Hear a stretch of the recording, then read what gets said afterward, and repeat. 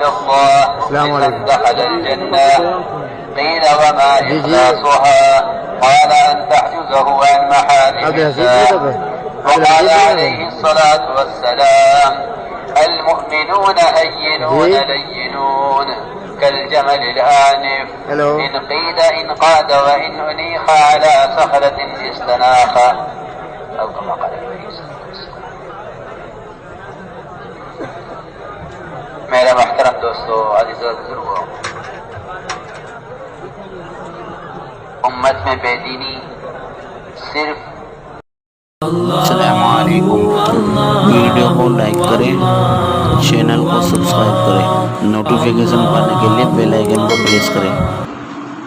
جہالت کی وجہ سے نہیں ہے، بلکہ باوجود علم کے بے دینی ہے.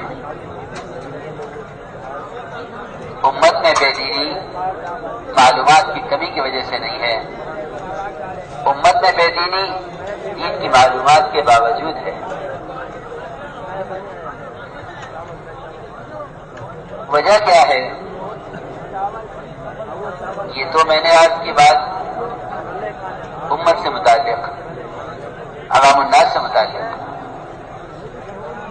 اس کام کو کرنے والوں کی زندگی میں وہ تبدیلی، جو تبدیلی مقصود ہے، مطلوب ہے. دعوت سے صرف دعوت مقصود نہیں ہے، دعوت سے ایک مسلمان کو 100% محمد صلی اللہ علیہ وسلم کی سیرت اور آپ کی شباہت پیش کرنا، باعتبار یقین کے، باعتبار عبادات کے، باعتبار معاملات کے، باعتبار اخلاق اور معاشرے کے. ذمہ داری یہ تھی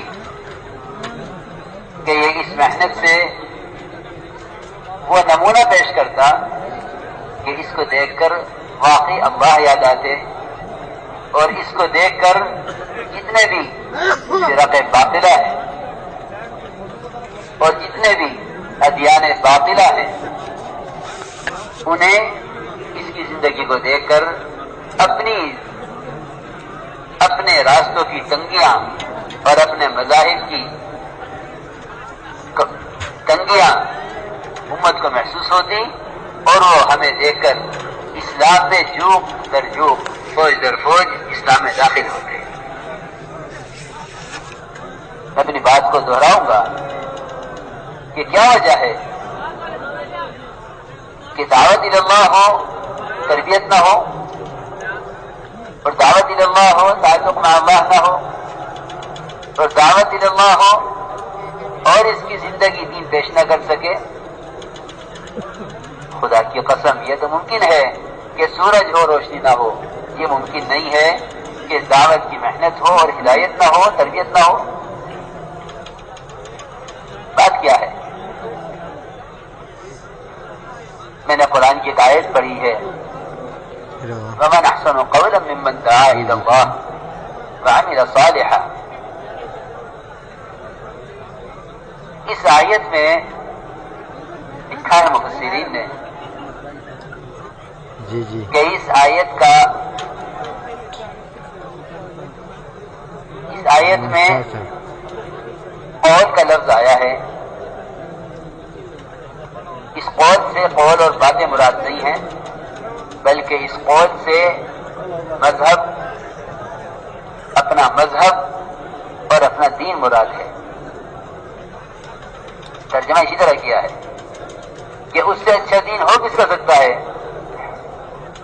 جو دعوت عبادت دونوں کو اکٹھا جمع کر لے. یہ ترجمہ کیا مفسرین نے کہ اس سے اچھا دین ہو کس کا سکتا ہے جو دعوت عبادت دونوں کو اکٹھا جمع کر لے.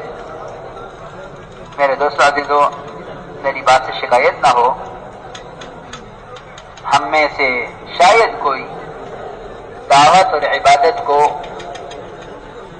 ایسا جمع کرنے والا ہو جس طرح صحابہ کرام نے جمع کر کے دکھلایا ہے. مسلمان اپنے دین کو لے کر باطل کے مقابلے میں محض اس لیے ناکام ہے کہ جس طریقہ دعوت کو محمد صلی اللہ علیہ وسلم کے زمانے میں دعوت کہا جاتا تھا، اس طریقہ دعوت پر ہم نہیں ہیں، اس طریقہ دعوت پر ہم نہیں ہیں، ورنہ یہ دعوت یہ تو وہ قوت پیدا کرتی ہے داعی کے اندر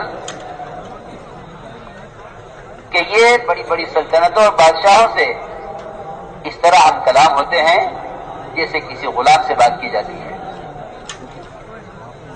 اگر ہم دعوت اور عبادت کو اس طرح جمع کر لیں جو اس کا حق اور اس کا طریقہ ہے، یہ دعوت یہ وہ نسخہ ہے اور یقینی نسخہ ہے جس سے مسلمان کے اپنے دین پر استقامت، اپنے دین پر پختگی حاصل ہوتی ہے۔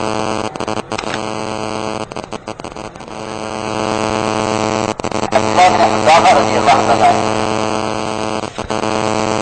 روم میں کام کر رہے تھے جماعت کے ساتھ، روم کے بادشاہ کو قید کرایا اور نصرانیت کی دعوت دی کہ تم نصرانی ہو جاؤ۔ میرے محترم دوستوں، داعی کا کسی مذہب کی طرف ذرہ برابر متاثر ہو جانا یا اس کی طرف جھک جانا یہ ایسا ناممکن تھا، ایسا ناممکن کام تھا کہ اگر اس کو پلک جھپکنے کے بقدر پوری دنیا کی حکومتیں اس کو ہمیشہ کے لیے دے دی جائیں اور یہ پلک جھپکنے کے بقدر محمد صلی اللہ علیہ وسلم کے دین کو چھوڑنے کے لیے تیار ہو جائے تو یہ صحابہ سے یہ بات ممکن نہیں تھی۔ اب تو ہر قدم پر دین سب سے پہلے دکھنے کے لیے تیار ہے، دین ہر قدم پر سب سے پہلے۔ باطل ہمیں کس طرح باطل کی طرف لے جا رہا ہے اس کا شعور نہیں ہو سکتا جب تک دعوت اللہ وہ صحیح طریقے اور صحیح جذبے اور صحابہ کی مشابہت پر نہ آئے۔ روم کے بادشاہ نے کہا کہ آپ نصرانی ہو جائیے، میں آپ کو اپنی آدھی بادشاہت دے دیتا ہوں۔ فرمایا تیری آدھی بادشاہت نہیں، تیری پوری بادشاہت مجھے ملے اور عرب کی ساری بادشاہتیں ملیں، میں پلک جھپکنے کے بقدر محمد صلی اللہ علیہ وسلم کے دین کو چھوڑنے کے لیے تیار نہیں۔ ایسے واقعات بہت ہیں، واقعات سنانا مقصود نہیں ہے۔